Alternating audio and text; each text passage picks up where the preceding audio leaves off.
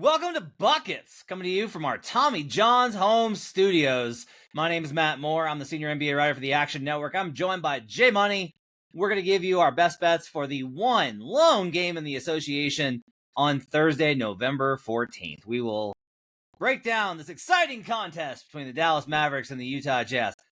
I'm a little mad that the NBA did this, where they're like, hey, what if we gave you a bunch of awesome games on Tuesday? And what if we gave you an awesome slate of games on Wednesday? And Friday is going to be amazing. What about Thursday? Jazz Mavericks. Just cowardly. Just cowardly stuff ducking football. Like, come on, NBA. Have some spine. You could do it. But nonetheless, we'll break it down. We'll give you our best bets. Spoiler alert, it's going to be Mavericks. But first, Jay, I wanted to ask you, because I like asking you this every week. What was the best bet that you made this week? What's the bet that you were like, I nailed this cap? Well, I would like to start with the worst, because this is very important. I bet on the Wizards, this was Friday versus the Grizzlies. You don't have to say anymore. No need to say anything else. I bet on the Wizards, but go ahead. Don't ever bet on that team. I mean, there's going to be spots where they cover the spread. That team is so bad, it doesn't make any sense. I believe they may have covered on Wednesday night versus the Spurs, but still, there's not many cases where I want to back the Washington Wizards. So that's one that I felt literally disgusted with myself. I like this spot. What was the spot that you bet them on?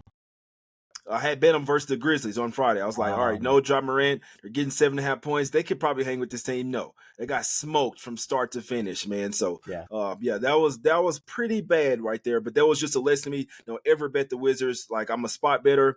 I usually try not to look at the team. No, the Wizards, you need to look at that team and just never bet that team. But that's definitely the worst bet of the week for sure. Yeah, betting on the Wizards is an adventure. I remember that game because, like, I was like checking the box scores and I was like, "Oh God, Wizards!" I was like, Memphis has got everybody out. Like, this is not the spot to be losing, and yet there they were. I will say this for them: the Nets are like, "Hey, we might be decent. You know, maybe we won't be in it for Cooper Flag. We're going to compete this year for some reason." The Wizards, nope. Wizards are like, no, we are getting Cooper Flag or Ace Bailey or VJ Edgecombe or Dylan Harper. One of those dudes is coming to Washington.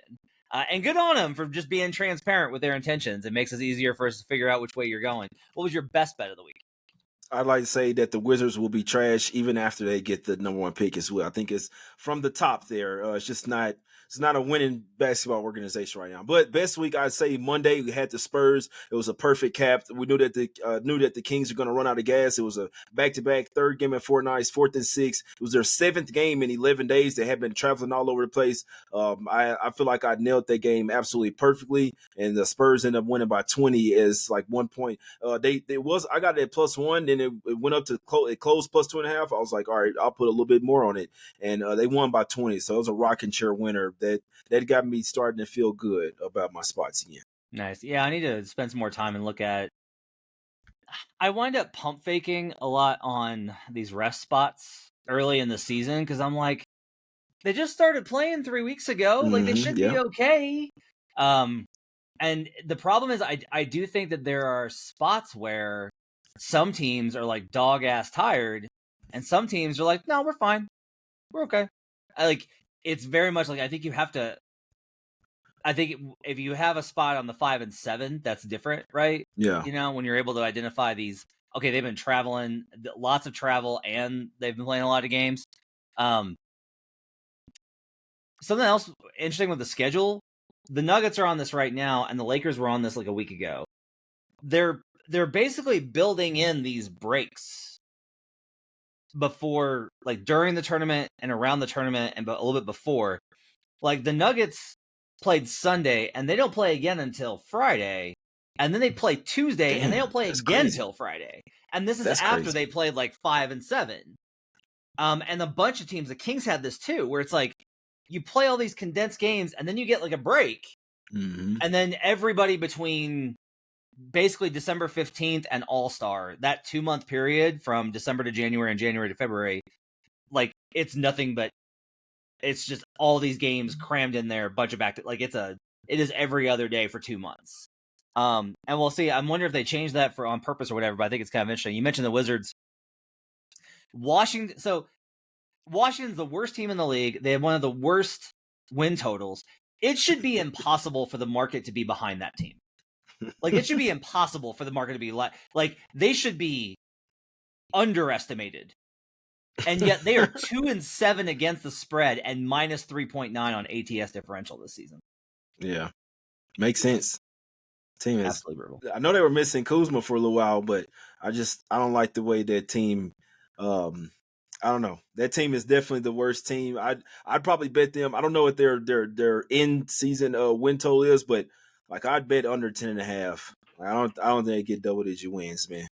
All right. Wow. That's whew. All right, let's do best bets for Thursday. We got one game on the slate. I thought about just having to start taking on Friday bets because of the way the schedule worked out, but we're gonna keep it and you're gonna be back on with us tomorrow night and we'll do bets with Brian Fonseca on the Friday mixtape for the awesome Friday slate of NBA Cup games. Mm-hmm. Tomorrow, the Dallas Mavericks they opened 8.5. They're now 9-point favorites. Total's 231.5. Total hasn't moved. This ticked up to 9. I grabbed it at the 8.5 when it first opened. There wasn't going to be a number that I wasn't going to like on this. What's your best bet for Dallas, Utah? I'll take Mavs first half, minus 4.5, -5, whatever it pops at. I'll back the Mavs here in the first half. Okay, you gotta help me because you've been betting a lot of first halves, and I know they've been working for you. So, like, am I missing? Like, I know you're not gonna tell me that I'm wrong for it, but am I missing out on value by just taking the first half instead of the second? Because tonight, Nets Celtics is a perfect example of this, where on BetStream I gave out Nets first half plus 5.5, hit it at 5. It was a sweat, but we hit it at 5. But I had Nets full game plus 8.5, and that got fucking obliterated. Right. Because the Celtics got it together in the second half. I noticed you've been playing a lot of first halves. What is it you like about the first half in particular? Well, it's all about the spots, in my opinion. I do think that they get it done full game as well, but some might notice, obviously, with teams going to Utah, if there's ever going to be a spot where you run out of gas, it is in that fourth quarter. So that's kind of one of the things, like, as long as the Mavs come out here pissed, like I expect them to, I believe coming off 3 straight losses as well, they're not too bad in this particular spot. They're only 0-1 against the spread, and it's an away favorite in the first half, but you look at the Jazz, they're 1-4 against the spread as a home underdog, and they're 0-5 as well at the house. This team is just they're not playing good right now. They're not clicking. I know Kessler was out last game. I'm not sure if he's going to be back here, but forget that. Lively's back for the Mavs. That's much bigger than if Kessler's back or not. So, like I said, I don't know if he will be in this game. I don't really care. I think these two teams are on two opposite ends of the spectrum. And then, like I say, with this one, with the first half, it's just kind of going away from that. If they were to happen to run out of gas, I believe this is third straight road game. If they were happen to run out of gas, or it was like a 10-point game in the fourth quarter, I wouldn't be sweating if they go ahead and get it done in the first half. But I do think they win this game by double digits. This should be a Mavs get right spot, like just what the doctor ordered up the Jazz. I know that it's a revenge spot, but I mean the Mavs can overpower these guys from literally every matchup. The Jazz, they just kind of shoot a lot of threes and hope that they go in. So maybe if the Jazz are making threes, they'll have a chance. Other than that, if the Mavs want to get back on the right foot, they're facing one of the perfect teams to do so. I think they lock down here. I think Luka and Kyrie continue to go crazy. And then, like I said, they have Lively back as well. You get additions from Najee Marshall, Quinn Grimes off the bench as well, Hardy. So this Mavs team is a really deep team. They should be absolutely pissed the way that they've been losing these close games. And I think they finally break out here. And I think they'll be up double digits at the half, and they should carry that momentum into the game. Wouldn't be surprised if they won this game by 20-plus points. And, Matt, I didn't want to give out the same play as you. Fair enough. I hear you. So Utah last year had the best home court advantage ATS in the league. Like, they were a smash spot. I actually think that's the reason why this number is as low as it is. Because I was like, why is this single digits? Like, this should be 11. I have it higher, but this should be at least 11. And I really do think that the market is still like, I mean, one, Utah historically alongside Denver is one of the best home court advantages because of the altitude. Mm-hmm. And then last year, Utah in particular was just dynamite. Like, under Will Hardy, they've been really good. But this season, at home, they are 0-5 straight up, which, okay, fine. But they've lost by 17 points per game at home. And even if you're like, well, okay, we knew they were going to be bad, They're 1-4 against the spread with a minus 12.5 ATS margin. Like, they've lost the spread by 13 points on average. Maybe this is the game where it stabilizes and that home court advantage gets back. I don't think so.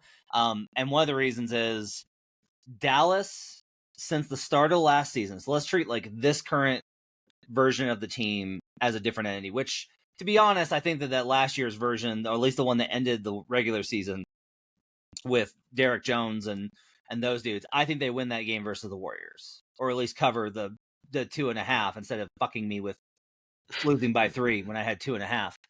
But it's a tight spread. I get it. When the Mavericks played teams on the road last season under 500, since that time, like including this season and last, 14-4 against the spread. Dallas is 78%.